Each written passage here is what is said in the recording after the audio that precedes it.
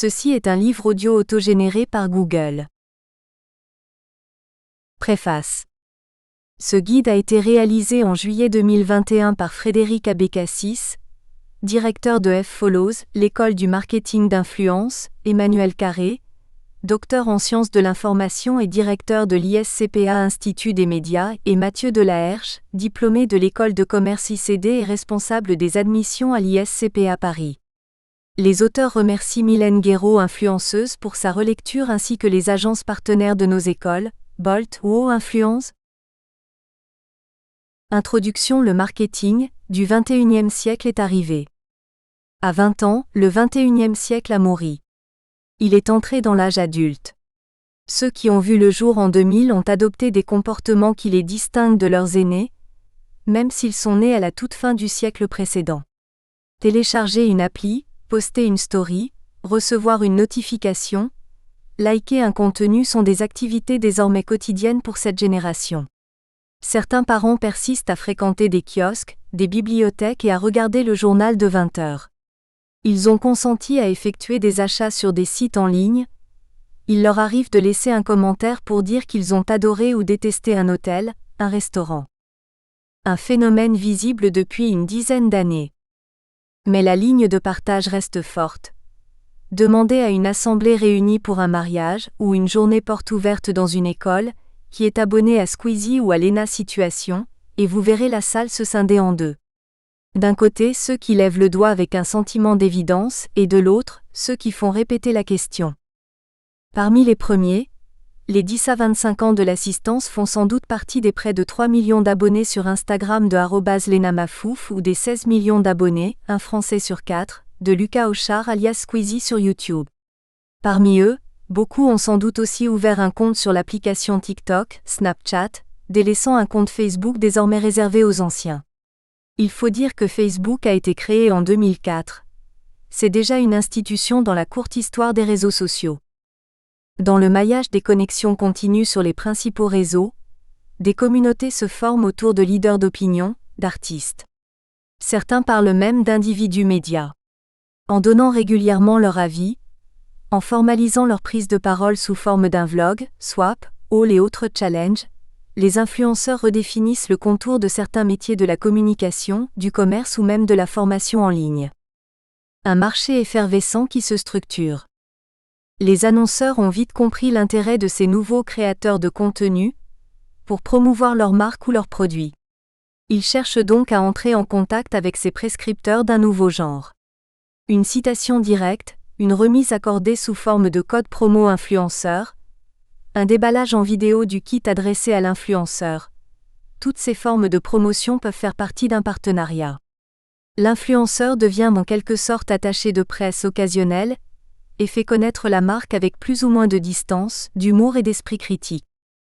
Par ailleurs, l'achat d'espaces publicitaires quelques secondes avant le lancement d'une vidéo sur une chaîne YouTube permet aussi de toucher la communauté d'un des producteurs de contenu de façon ciblée. Grâce à des techniques dites de géofencing, une annonce publicitaire pourra même apparaître en fonction du lieu où votre smartphone est connecté. Les techniques de marketing se renouvellent et se modernisent.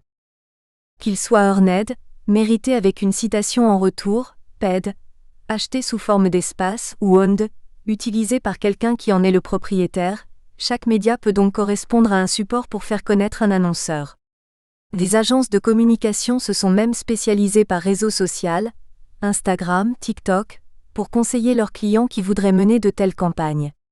Elles les aident à mettre en forme les bannières et achats classiques mais aussi à sélectionner des ambassadeurs de marque, repérer sur les réseaux et forums de la blogosphère les producteurs de contenu pertinents, et proposer des partenariats pour développer l'engagement des abonnés en faveur d'une cause ou d'un projet.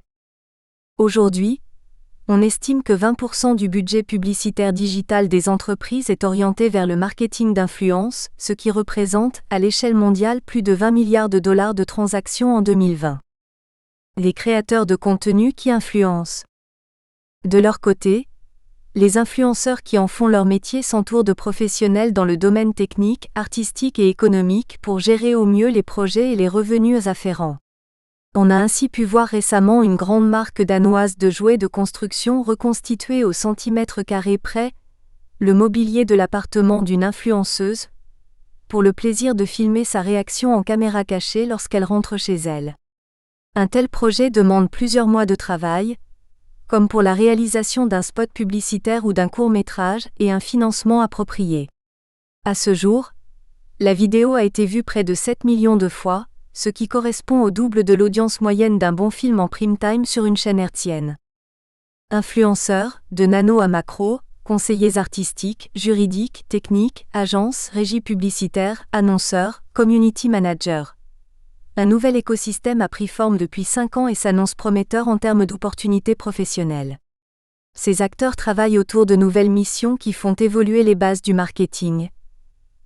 Growth hacking, développement rapide d'une communauté, brand content, création d'un univers de marque, inbound marketing, attirer des consommateurs par la production de contenu ciblé. Que ce soit sous forme de stage, de mission ou de contrat de travail permanent, les acteurs sont à la recherche de spécialistes capables de déployer des compétences nouvelles, avec éthique et efficacité. Ce guide vous propose de comprendre l'activité des influenceurs et de décrire les métiers émergents ou déjà bien établis dans le monde professionnel de la communication digitale et de la production. Un glossaire avec la terminologie d'usage permettra de se repérer dans le jargon de ces métiers. Il est conçu pour tous ceux qui cherchent à comprendre le fonctionnement de ce secteur, toutes générations confondues, et donc de rapprocher les deux publics que l'année 2000 avait artificiellement séparés en première analyse. Comme il se doit, il sera complété par des vidéos, des stories et des posts que vous pourrez retrouver sur les comptes de la première école entièrement consacrée au marketing d'influence, F-Follows. Chapitre 1 : Les influenceurs, qui sont-ils ? Quels sont leurs réseaux ? Le terme influenceur s'applique à des acteurs qui ont en commun de publier régulièrement des contenus, photos, films, podcasts, émissions, sur les réseaux sociaux auprès de leur communauté, c'est-à-dire des abonnés qui les suivent. Le contenu publié peut correspondre à une photographie prise sur le vif ou à une courte séquence filmée, story, mais le plus souvent il correspond à une création de contenu S, c'est-à-dire à une élaboration technique et artistique. Les abonnés manifestent leur intérêt pour le travail publié, en utilisant les systèmes de notification ou d'interaction proposés par les plateformes de diffusion, et en partageant les liens auprès de leur propre réseau. C'est pourquoi les influenceurs se décrivent eux-mêmes comme des créateurs de contenu tandis qu'ils apparaissent comme des inspirateurs et donc des prescripteurs crédibles auprès des abonnés qui les suivent, ou des internautes qui les découvrent, et pour les entreprises qui cherchent à communiquer par leur intermédiaire. On évoque même parfois les termes d'ambassadeur ou d'égérie. 1.1 Portrait robot. Selon une enquête diffusée en 2021 par l'agence Reach et réalisée auprès de 1400 influenceurs, on peut dresser un portrait robot de l'influenceur, créateur de contenu. C'est une femme, 3 fois sur 4 qui a une trentaine d'années, qui cherche avant tout à partager sa passion, promouvoir son activité, s'amuser et le cas échéant, gagner de l'argent. Motivation citée 1 fois sur 2. Elle publie sur le réseau Instagram 94 fois sur 100 et sur YouTube, 37 fois sur 100. Si elle est plus jeune, 25 ans, elle préfère Snapchat, TikTok et Twitch. Pourtant, c'est souvent à quelques hommes que l'on se réfère lorsqu'on parle d'influenceurs en France, les plus célèbres ayant commencé il y a une quinzaine d'années, par réaliser des vidéos humoristiques, Norman, Cyprien, Kemar, ou de e-sport, Squeezie, ou ayant par ailleurs le statut de célébrité. Derrière ces données moyennes se cachent de grandes disparités. Par exemple, seuls 15% des influenceurs exercent cette activité à plein temps. 3 fois sur 10, c'est une activité accessoire qui procure un revenu inférieur à 1 000 € par an. Autre critère pour différencier les influenceurs, le nombre d'abonnés. On parle de nano-influenceurs pour ceux qui ont entre 1000 et 10 000 abonnés.